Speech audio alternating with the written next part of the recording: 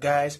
Holding Alice with you here, bringing you Fairytail manga review, 100-Year Quest. This was chapter 17, titled The Water God Dragon. This chapter was very interesting. It begins with Natsu group coming back to the Water God Palace Temple, and they see that something's going on. Like there's waves of vacuums going around the city of water, destroying it, and some flames. And they had helped a couple of people escape, like debris falling and stuff. And we found out the Dragon God assistant, which, forgive me, I'm always butchering her name, but I believe it's pronounced Camila. She comes out and she states that this is her fault, and the Water God Dragon's out of control because of her. And they're all confused, Natsu and his group. They're like, what's going on? What you mean it's all your fault? And why does he have his powers? I thought his power was taken. Camila explained that he was going to give up his life because the fish didn't know if they were fish or human, and they kept on living double lives, and it was damaging their bodies somehow. And he was thinking of giving up his life.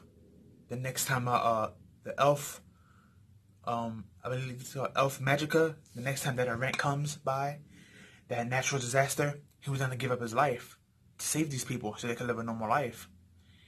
And Carmel was like, you can't give up your life because you're my only purpose. You saved me. So she went to Toka, the white mage, and she basically made a deal with her. Now, we know the white mage name is Toka, but she doesn't know that when she told them it's a fairy tale. She just said she went to the white mage who can erase powerful magic.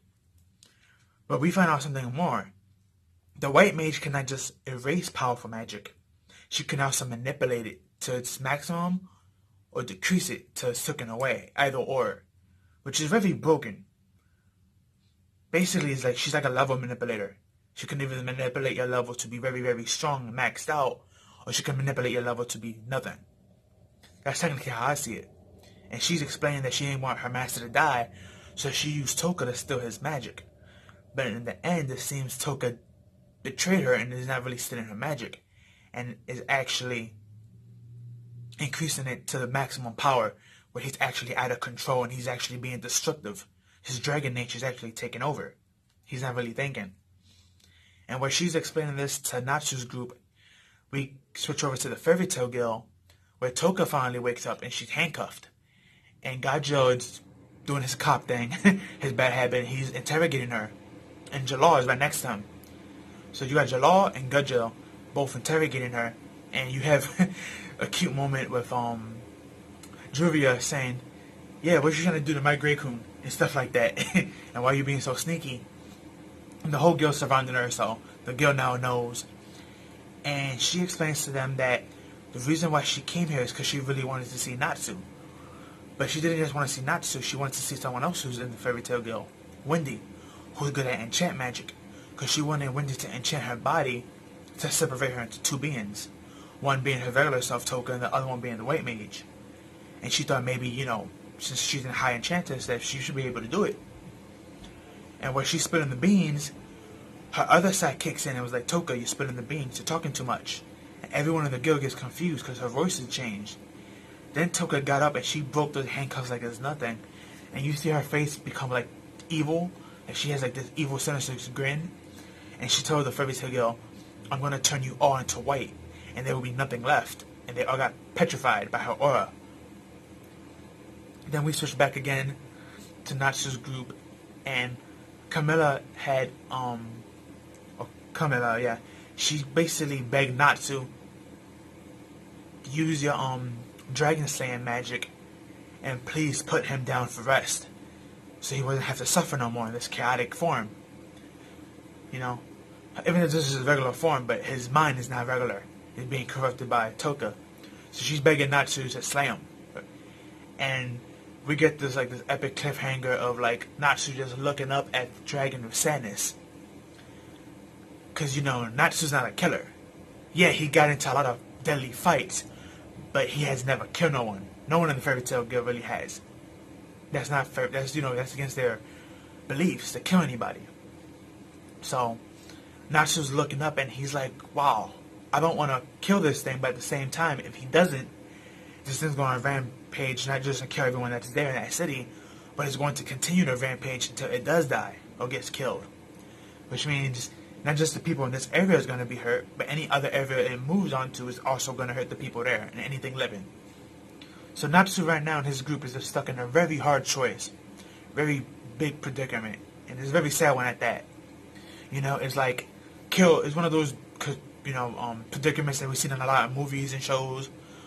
Do you kill one to save many, or kill few to save many? Either or.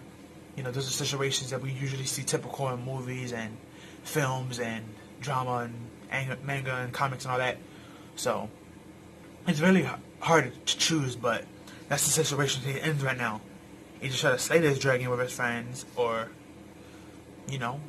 let him just keep rampaging. And that was basically the end of the chapter. But I really like this chapter a lot. It wasn't a battle chapter, but it was very dialogue heavy, but in a good way to fast forward the story. And I know a lot of people are going to hate on Fairytail because that's the normal thing to do. But Fairytail 100-Year Quest has actually stepped up the pen game a lot. I mean, one, Hero's just giving, Hero's not doing the art. He has an assistant. His best assistant is doing the art. He's just doing up, the lines and the storyboard and stuff like that. So, because there's two people working on it, Hero and his assistant. I believe his assistant's name, I hope I'm not butchering it, is Udara Koshiro. And I'm probably butchering his name or saying that wrong, so forgive me. My Japanese is not that good. But, yeah, it's two people working on it, and it's been doing real good. I have to say, this is actually better than the Alvarez arc, which is the last arc in Fairytail, the official last arc for the manga. And I would have to say, it's probably even better than the Demon arc. The one with, what was that arc? The arc where Igneo died and stuff, and we saw Logia killed him. The arc before the Alvarez Empire. I forget the name of that arc. Oh, the Tartarus arc. There you go. It's better than the Tartarus arc, in my opinion. It's better than both of them. So, yeah, Pyrrha has stepped up his game a lot for this one, and so far we haven't had any ass pulls, really. I mean, you can say Ezra and Natsu winning their rematches is an ass pull, but it's really not, because Natsu only lost because the guy was able to push him into an area where it's moving, and he got real cool sickness, and was able to beat up on Natsu for free. And Ezra lost because she ain't really have the specific attribute or armor to face her, until Wendy helped her. And if you think about it, Natsu and Ezra only won their rematches because Wendy was there. Because Wendy being there, Ash couldn't use his Ash magic to sort of stop Natsu, and he had to depend on Mad Mo to fight him. And Mad Mo got overburned by Natsu, thanks to Wendy's, Wen stopping Ash and powering up his flames, because Wen power up flames. And then in the Ezra part, she won because she got her sword enchanted by Dragon Slayer magic from Wendy again. So technically, Wendy was a really big deal so far in these couple chapters that passed. And thanks to her, they were able to win their rematches. Sadly, Gray didn't get to get his rematch, but Ash Rider did say that they will meet again if y'all continue to, help these dragons, hunt them down. So eventually, Gray's gonna get his rematch and win. Eventually. There's no doubt about that, just how is Hero gonna pull it off? Is he gonna make it make sense like how Ezra and Natsu won, or is it gonna be more BS like we got in the end of the Alvarez arc? Nobody knows, but again, this was a great chapter, story progression, everything. I'm loving the art and animation, the art, I should say, and drawing. Even though you can tell a little bit slightly different from the regular Fairytail to this, it's not that much of a difference, really. And again, you can tell the difference, but it's kind of like watching the beginning of Fairytail and the beginning of One Piece. They have some similarities, but they're different at the same time. So, even though One Piece and Fairytail are two different artist styles and two different artists, but I'm just using that as an example. Not saying that one is copying the other. But again, this was good. I can't wait to see what Natsu do and decides to do. Is he gonna slay that dragon, or is he gonna find another way to help it? And if Natsu does slay the dragon, is he gonna gain some power from it? If anyone plays Skyrim, whenever you kill a dragon, you gain that dragon's soul, which give you a status buff. So I wonder if Natsu do choose the path to slay this dragon, is he gonna get a status buff or new abilities? I mean, I would love to see Natsu dual wielding fire and dragon fire and dragon water magic. Him dual wielding those two dragon elements, that'd be kind of awesome. I mean, we've seen God Serena. He supposedly had 8 elements, and we've seen 4 of his 8 elements. So then we have Ezra's mother, Irene, and she was freaking incredible. And she was an enchantress as well, like Wendy. She was crazy. So I kind of see Natsu probably evolving to that type of level. I mean, he did beat the Agdalogia, but it was more out of stupidity and plot armor. So he hasn't really gained that power to be up there in that level yet, where his brother in Agdalogia was. So maybe this is going to be the arc to redeem those arcs and give him that power boost. Who knows? But again, great chapter. If you haven't read it, go read it. Beautiful chapter. If you read it, go read it again. But it's out of heart for you guys. Please like, comment, share, subscribe. Share with your family and friends. And please don't forget to hit the notification bell so YouTube can notify you whenever I post an upload. And tell me down below your comments and stuff and how you feel about this chapter. And if you haven't read these chapters, go read them and check them out. Fairytail 100 Year Crest has been doing a great job, phenomenal job. It feels like the beginning of Fairytail all over again, but written a little bit better and stuff. And yeah, that's all I have to say, guys. And oh yeah, follow me on my Twitter, link will be down below. And have a good one, guys.